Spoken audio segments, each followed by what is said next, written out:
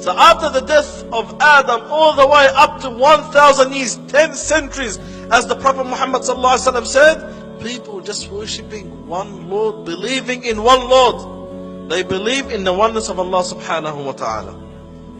And then after that 1,000 years, that's when changes start to take place.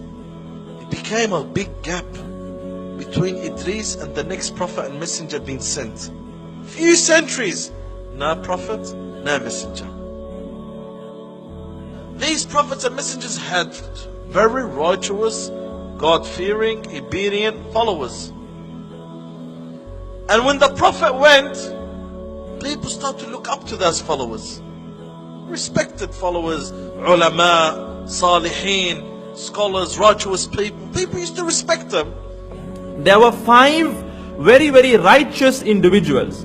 And their names were Wad, Suwa', Yaghuth, Ya'uq, and Nasr. And at the time of Idris, when they had a problem, they used to go to Idris. After Idris, they started to go back to those righteous people. After the death of the righteous people, what happened? After they passed away, Shaitan seized the opportunity and now he begins his mission. He starts off by whispering in their minds, in the minds of the people. Shaitan said to them, what a wonderful person he was. What a wonderful. So Shaitan came and he grieved. Now you've got to look at the Shaitan's tactics here. We should have a remembrance for this person. So how are you going to have a remembrance for this person if we don't quickly make something that reminds us of this person?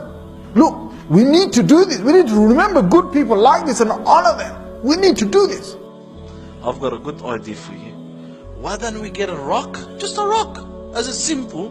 Maybe just looking at that rock will remind us about those good days.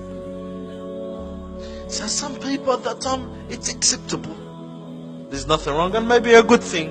We're not doing anything wrong. Still believe in Allah Azza wa Jal, worshiping. We're not going to worship this rock. Just something to remind us of this righteous man. So people accepted that. And that generation that accepted this, they were wise enough not to fall into a deeper hole than that. Now Shaitan is very patient. He's got a plan. He sows the seed and he goes away. So he waited for that generation to pass. When the next generation came, he said, you're the grandchildren of these figures that went. What great grandfathers you had.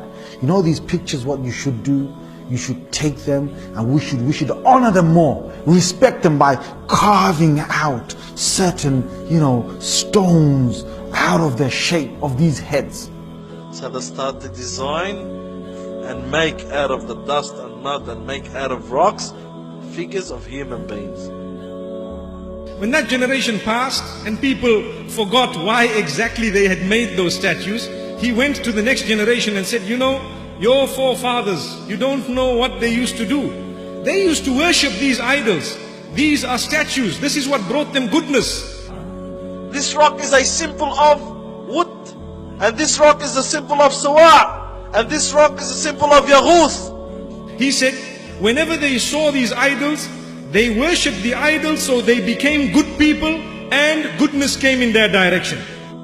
So after the second generation, third generation, people start to worship these rocks and believe that these rocks will get them closer to Allah. So the younger children who saw their parents going and sitting and making prostration and making dua towards the statues thought, these are our gods.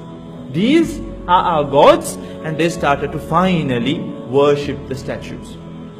They completely forgot about Allah subhanahu wa ta'ala and they started to worship these 5 idols.